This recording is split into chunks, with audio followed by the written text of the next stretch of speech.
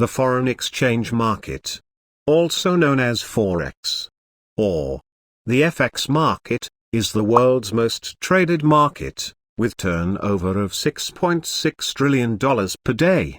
To put this into perspective, the US stock market trades around $257 billion a day, quite a large sum, but only a fraction of what Forex trades.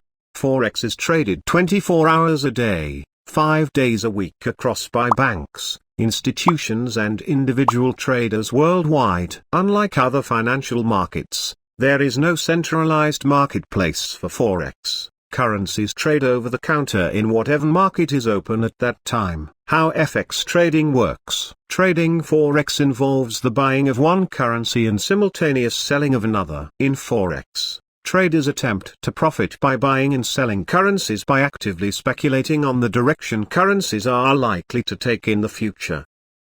That's it. Simple summary about Forex. Please like and subscribe Forex Savvy for more trading educational videos.